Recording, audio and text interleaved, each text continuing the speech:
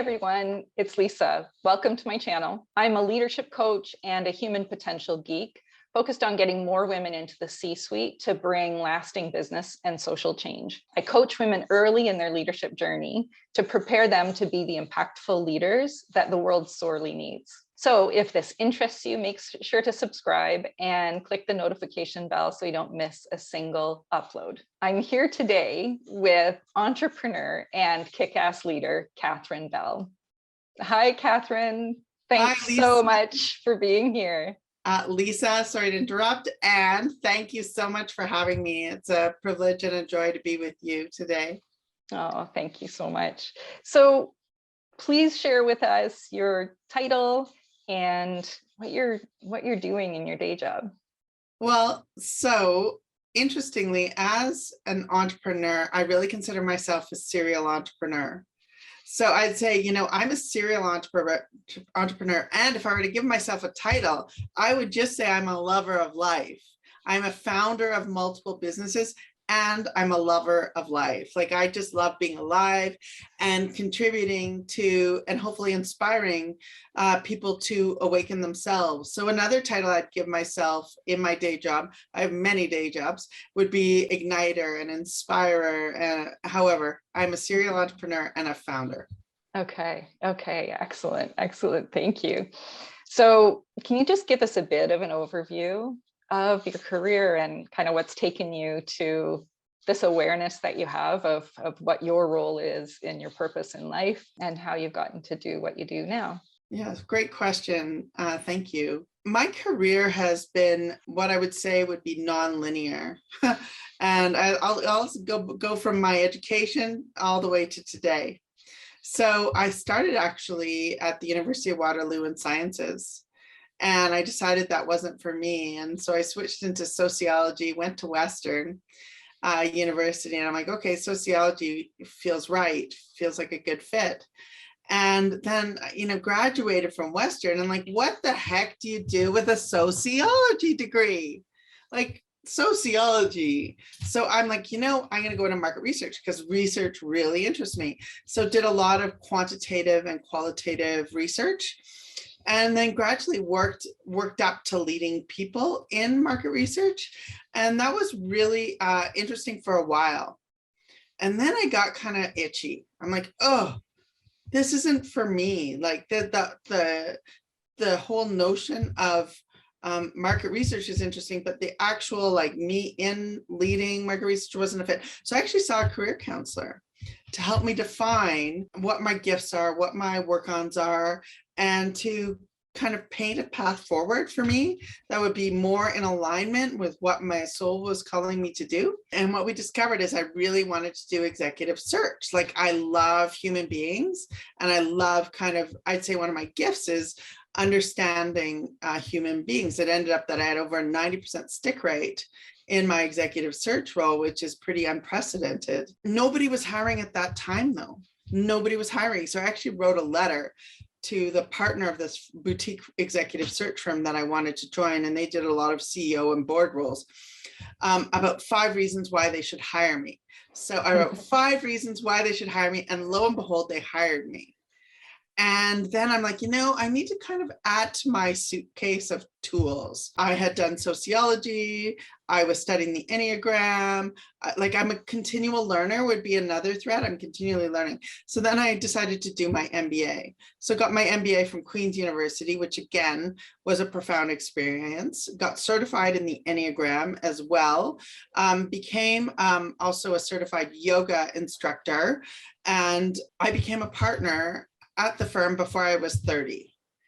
And then from there, I went on and joined one of the top 10 firms in the world, executive search firms in the world, and was leading in a number of ways there and bringing new initiatives in. And it was really, really a wonderful place to work. And my business partner, or my colleague, and I are like, we think we can do this a little bit differently. We think we can bring in mindfulness breaks. And this is a long time ago that we were talking about this. And we think we could do unlimited vacation. And we think we could create a whole different corporate culture that would help bring humanity back into work. So my business partner and I sat down with the former partner of the firm and said, we're leaving, we're starting our own firm. And we thought they'd walk us out the door right away, but they didn't. They kept us for 3 months.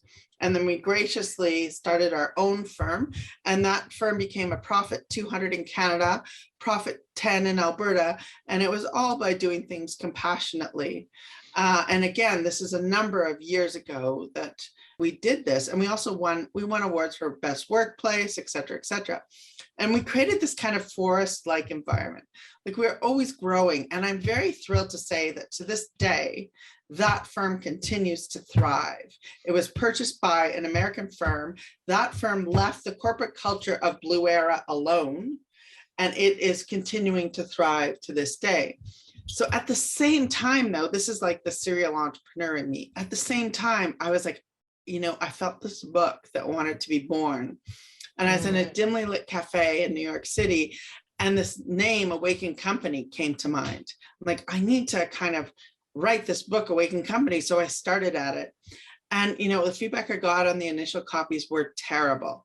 Like people were like, oh my gosh, Kath, this is bad.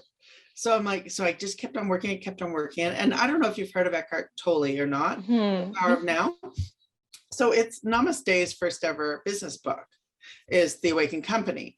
And so I wanted her as a publisher. I wanted Constance Keller as a publisher because I thought she got the kind of level of consciousness that I wanted to introduce and bring forward in business. Well, she said no to me a gazillion times. So that's another lesson. Keep on trying and be relentless. And eventually she said, yes, I'll publish it, and got thought leaders like Rose Marcario, then the CEO of Patagonia, Otto Scharmer from MIT, got all these people involved in the book. And it really is kind of a discussion, and Russ Hudson, who I collaborated with on the book, who I'm continuing to collaborate on with a number of video on demands related to the Enneagram now. But it kept on going and going. And it's kind of a manifesto on why we need to wake up in the world, why we need to wake up at work, why we need to bring humanity back into our organization. And now we consult to organizations on creating strategies with soul. I have a team of coaches who work with me as well. Russ and I offer these sessions on creativity, on the Enneagram, and we have a video on demand library. And that kind of manifested actually through COVID, because we're like, how are we going to do this? Because it was live before. So we started kind of Mondays with Russ, and every Monday we'd show up and we'd go through at different Enneagram types. And for those of you who don't know what the Enneagram is, it's a profound typology system of how to be more present in our bodies and with our hearts, with our minds.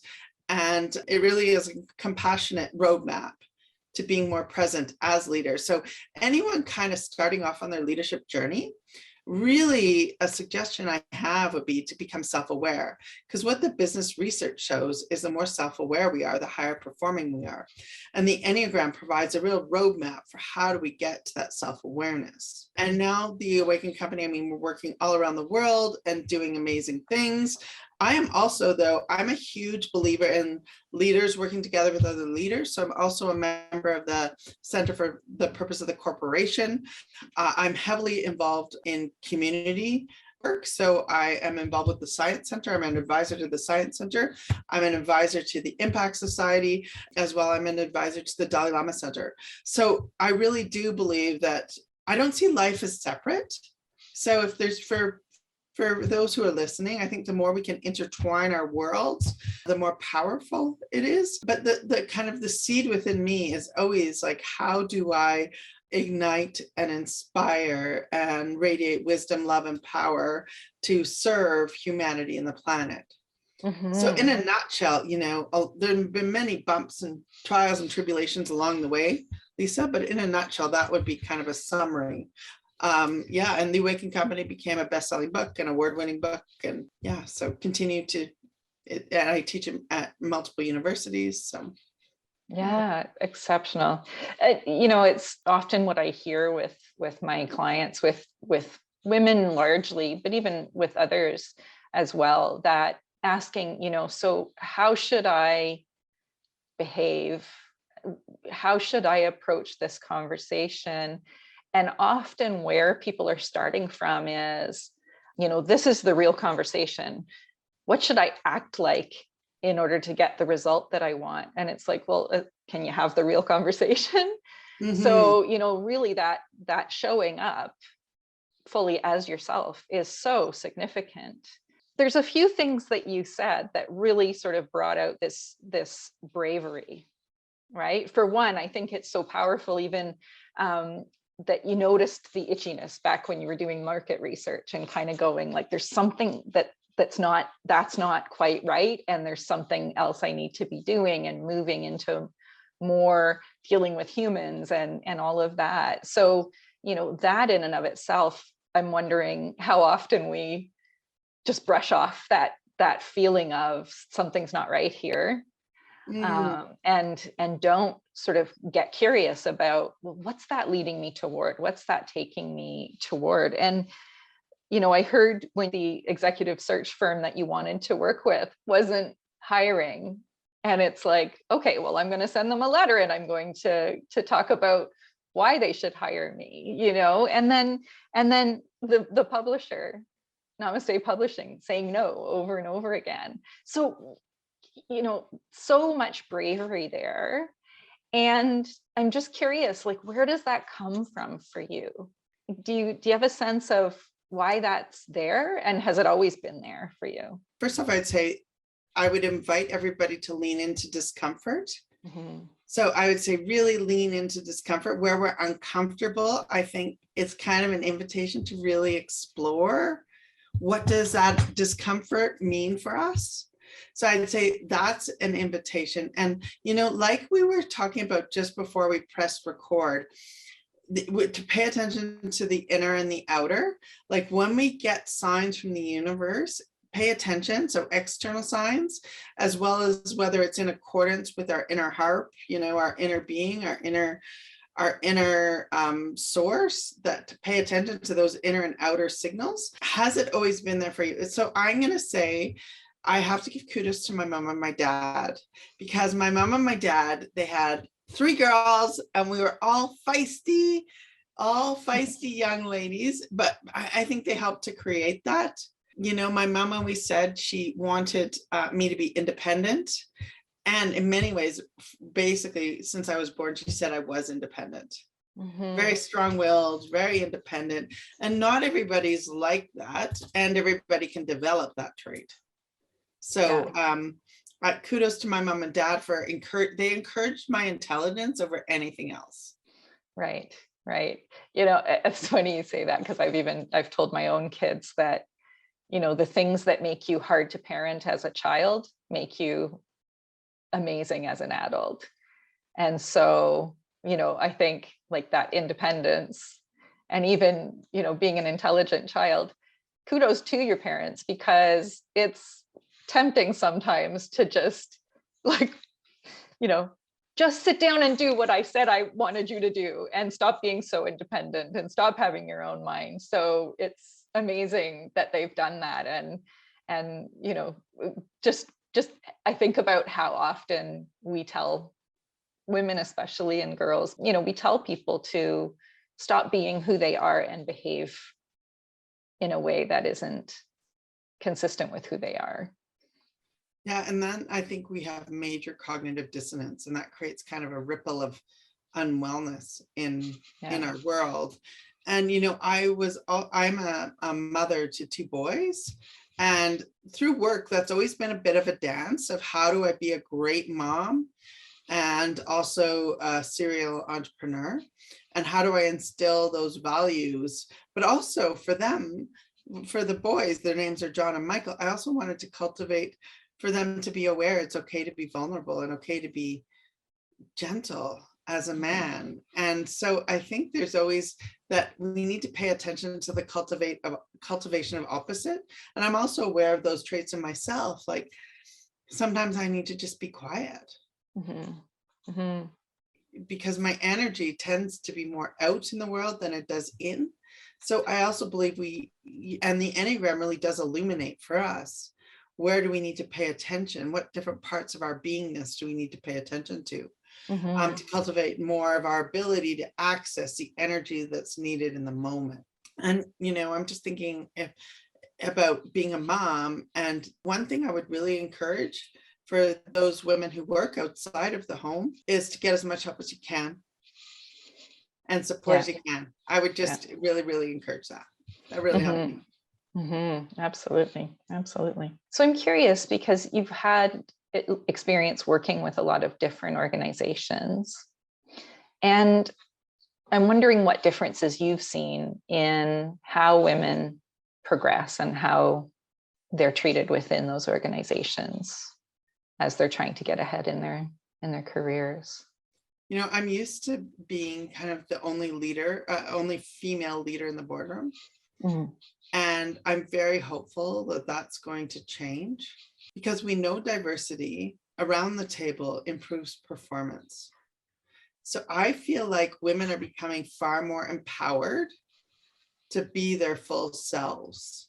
And their full selves also meaning, like, I will never wear a suit again, because a suit to me, like right now I'm wearing a dress and a jacket, but I will never wear a suit again, because to me it kind of connotates the typical male militaristic approach. I used to do that though. When I was in my 30s or whatever, I'd wear my red St. John's power suit, almost like to kind of buff myself up to get my energy going, to be in the masculine environments. And now, for example, I refuse to do that. I think what the world needs feminine leadership more than ever, and compassionate leadership more than ever. And, we both know Dr. Julian Barling and transformational leadership, and women display more of the attributes of transformational leaders. So, and there's so much systemic bias, Lisa, that we just need to keep working through it and working through it together, not so much in isolation, in my opinion, but in togetherness. We're far more interdependent than we realize. And I also believe that our organizations are going to solve the world's greatest challenges. So how do we make sure that it's an inclusive table that are solving the world's greatest challenges, so we have our best chance? Like, we're up against some major challenges. Yeah. So there's a real invitation for us to kind of all step it up. Those are those principles of the awakened company, right? You're really talking about sort of bringing that mindfulness and that compassion to leadership and to running organizations, which has that positive effect on, inclusiveness and belonging, as well as allowing organizations to move away from that militaristic, overly masculine white guy energy, as I kind of like to refer to it, right? Because we've really been shaped to think that that's the right way to be a leader. And I would say you've been moving organizations away from that style of leadership in so many ways. That's true. Dr. Barling says, leaders are typically tall, pale, and male. And so, yes. So the Awakened Company, if I could just invite everybody to kind of see a drop of water dropping in the ocean, and seeing that drop of water ripple out. And in many ways, we're all that drop of water. We're all that catalyst for a more awakened world, a more awakening world. And just to give people kind of a frame to use, a frame to work with as they think about their own leadership style and their own development, is so we begin with awakening ourselves. So what practices do we need to do to help awaken ourselves, to help fulfill ourselves? So for example, I'd say, know your Enneagram type, cultivate an aim. Are you coming from more awake place or more asleep place? And then once that kind of that water drops, then it creates a ripple. And then how do we create then awakened or awakening relationships? Are we approaching our relationships with our heart, with our minds, and giving people a sense of autonomy and freedom and control? So those are kind of the three attributes, I'd say, of awakening relationships. And then when we're in a collective, so awakening our organizations, awakening our teams, to think about what do we want to energize, what do we want to sustain, and what do we want to regenerate. And there's hasn't been enough emphasis on regeneration. It tends to be more on the energize, so like the vision and values and all of that. While important, we also have to think about how are we cultivating creativity? How are we cultivating innovation? Are we measuring our corporate strategies, our organizational strategies, or not? And a fundamental thing, though, is who do we have to be to get to where we want to go? Often organizations start with the why, like Simon Sinek's why. I think we need to challenge that. I think we need to challenge it and say, who do I have to show up as today?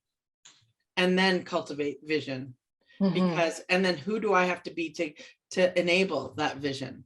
So, from a business research standpoint, we know that alchemy exists when there's 2/3 emphasis placed on corporate culture and 1/3 on financial results. Bringing that as a leader, just taking that, okay, what am I measuring financially and what am I measuring from corporately? So that could be, you could be measuring how many women are at the leadership table. It could be, how am I measuring engagement? How am I measuring turnover?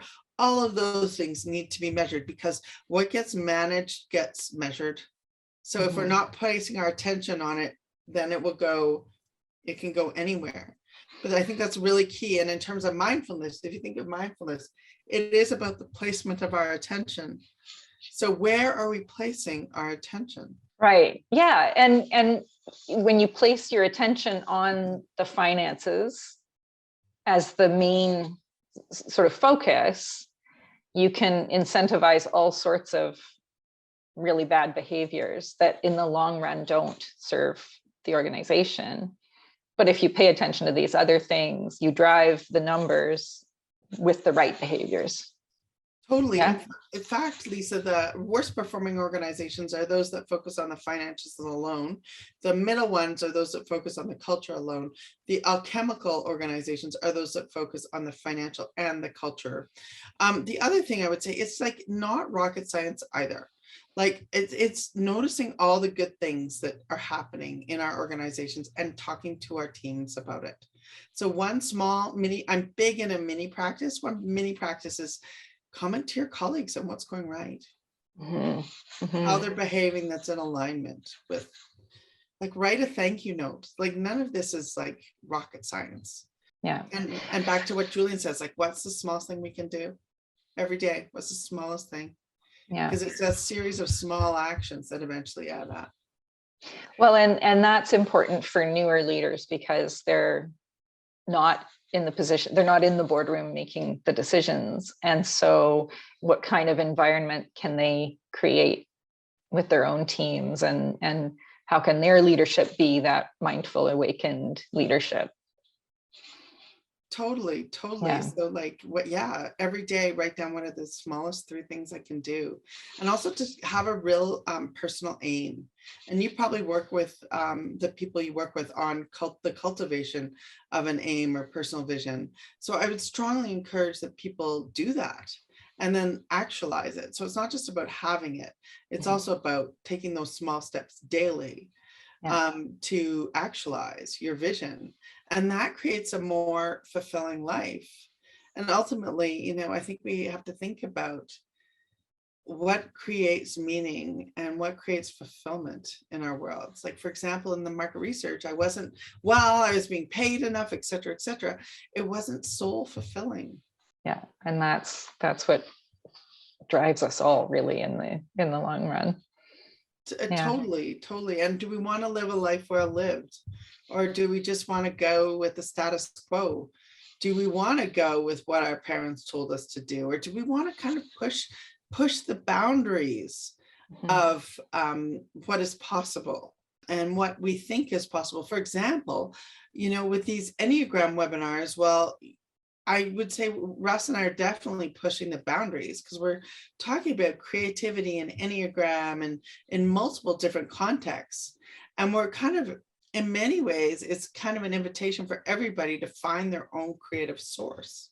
Mm-hmm. And Mm-hmm. in different ways. So it's not something that's been done before. We're looking at it very differently, very uniquely. And to also, I think we have to, people, like I've learned way more by failing than being successful. I've also learned way more by leaning into that discomfort. Like when I don't know somebody, for example, I will say, Rosa Marcario from Patagonia, I didn't know. I just wrote her a letter and she listened.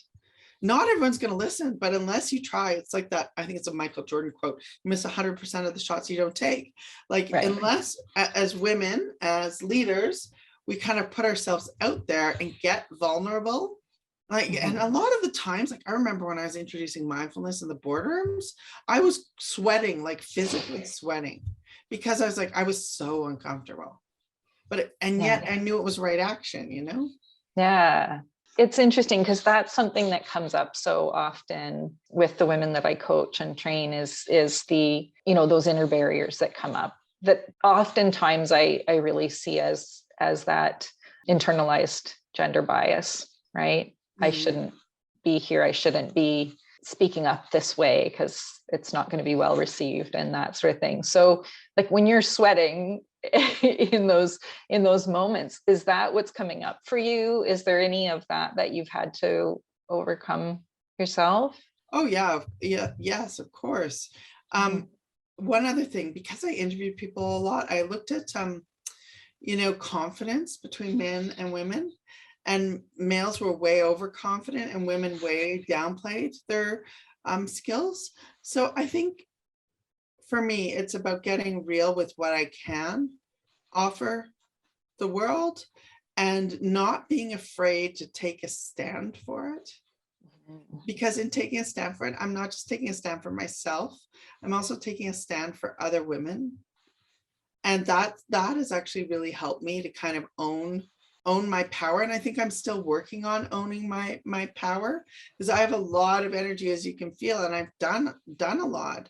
And I really want other women to feel empowered and know and kind of learn my stuff earlier, because there was a lot of times where I would second guess myself. I would underestimate myself. I wouldn't trust myself in terms of my decision making. So I would just say, take a pause. If you're experiencing any of those things, don't make the decision. Wait until you feel empowered and strong to make that decision, make any critical decision. Some of my worst mistakes have been when I didn't trust myself because I went with the status quo. Right. Yeah. And it's knowing where that message is coming from, right? Because there's a difference between this is the wrong decision and knowing in your gut it's the wrong decision, and that inner critic that goes, you're going to screw up, you're screwing up, you're going to fail at this. And so really knowing what is just discomfort from that inner critic and what is really that gut telling you, like, there's something you need to tune into here. Totally. And everybody has inner critics. So just that voice, just being aware that, that's my inner critic, just having that awareness. Yeah. It's huge. So again, back to awareness, just having that awareness. Oh, my inner critic said that wasn't possible. Oh, my inner critic said I shouldn't put myself out there. Oh, my inner critic, I didn't get very many likes on this, or I didn't. And still being vulnerable enough to keep trying and trying again, because it resonates with the message that I want to get out there, that we want to get out there, that Awakened Company wants to get out there. And keep on tuning into that signal, so to speak. Because would I rather not have a lot of likes, but something that resonates with who and what we are in terms of pushing the boundaries? I'd rather that than. Yeah. So, and that's kind of uncomfortable. Definitely. Yeah. I think it's moving toward that. And the more that you feel what it feels like to be in alignment with who you are, the more that you want to defend that, or you want to protect that, moving forward. So it's I think I don't know if it's just age or that experience, but getting to the point where it's like, no, it's too much of a trade-off to let go of who I am in order to do something that doesn't, that pays or that doesn't feel right in some way. Totally. And I think we're all in prisons to various degrees. And so how much am I willing to live my life in that prison of societal expectation, of parental expectation, of whatever expectation it may be, and not kind of breaking free and resting in what is, and what is I know to be true for or real for me in a way. But again, the intention behind that also matters. The intention, like to serve something greater than ourselves, I think is very, very, very important. And often, you know what, when I found I have been really vulnerable, I have found the implication to be a far more powerful wave than when I'm not in that space. Because somehow it like strikes a chord within other people. And then once that chord is struck, then the energy, the how we were speaking about the internal, the external, then there's more congruence between both. And the universe kind of collides to really help us be vehicles for something greater, far greater than what we may appear to be. It's so interesting. I'm in hearing you. I mean, there's so much great insight and everything. I'm wondering if you were to go back to your younger self at any point in your past, to be a mentor for yourself, what particular thing would you focus on? What particular piece of advice or support would you give? Well, I am a very spiritual person, and I always have been.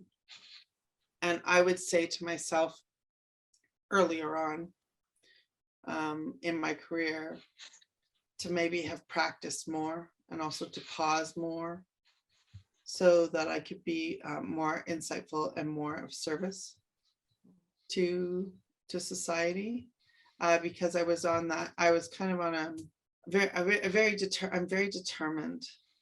And so I think that kind of pausing more would also empower me would have empowered me in a different way.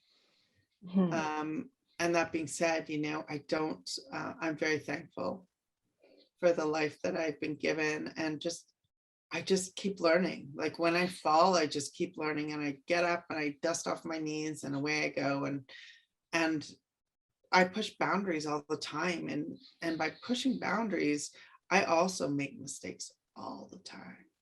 And from parenting to work to, sometimes I'll say things and people are like, whoa, that was a lot, so it's just, I keep learning. So I would just encourage that growth mindset, that open-mindedness. I think the moment we turn off from that learning, I think that's a way to grow old very quickly. Yeah. And I still feel like, I'm, how shall I say it, seasoned now, and yet I still feel like a kid, because I'm like, every day I'm like, there's going to be something really cool about today that I'm going to learn to help develop who I am as a person, and then hopefully help to cultivate a better world for everybody. Fantastic.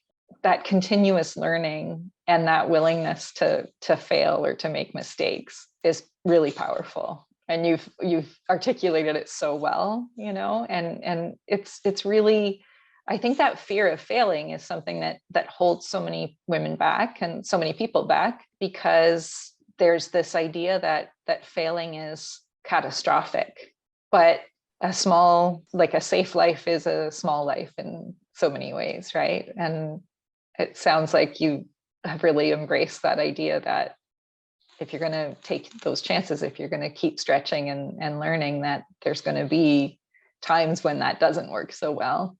Totally. And we can always redo. I'll tell you one epic failure I had. And it really kind of, it's when I was when Blue Arrow was starting. And I was with the team and I thought, I'm like, here's the vision for the firm. And I thought everybody kind of had it and got it powerfully and palpably. And I was so excited about it. And then we brought a consultant in from Denmark, and he asked the team, what is your vision? I'm like, oh, I use the term my team has this nailed. They've got it. Well, nobody raised their hands. So, Lisa, I cried myself to sleep that night. I was so devastated. Epic leadership fail, like totally epic leadership fail. And you know what? We did a redo. So instead of doing what we had planned, we worked with this consultant on creating a community vision. So everybody felt like they were part of it. So in creating that vision together, it was far more powerful. And we repeated it so many times. It was in the blood of the organization, and it's a kind of a key reason why I think Blue Arrow was so successful. That epic leadership fail that I had, and it was tough, and boy was I remember walking by the river and just crying because nobody understood, no one got it, and it was my failure. Had nothing to do with them. It was my failure as a leader. And yet, what did you learn from that? And how did that inform all of the things you've done since, right? Like that's the power of those failures and those moments where we're like, oh my gosh, I'm the worst leader in the whole world. So fantastic. And back to kind of your previous question, if I just sat back and really thought about it, instead of kind of ramming my personal vision down the throat of everybody else. I mean, Margaret Wylie said people support what they create. So getting people actively involved in the creation of things is far more powerful. And in fact, I would say a more feminine approach to leadership. Right. Yeah. So in the interest of time, that's all of the questions that I have. Is there anything else that you wanted to say before we end off today? Well, I'd love it if people joined our community. So on social media, also our newsletter, you can sign up for our newsletter, and we hope to give helpful, inspiring hints all the time. And we're on LinkedIn, Facebook, Instagram, and Twitter. And I would say, I would invite everybody to just consider what's the smallest thing they can do today to cultivate who they are. Fantastic. Thank you so much for your time, Catherine. I really, really appreciate you spending time with me today. It was an honor. So thank you so much for having me, and I hope it serves. So thank you. Thank you. I'm sure it will. And that's all for today. Thank you so much for spending the time with us today. I would love to hear from you in the comments, your biggest leadership fail, or the risk that you're willing to take to grow and into yourself. Remember to like and subscribe if you found this video helpful, and hope to see you again soon. Thanks so much. Bye-bye.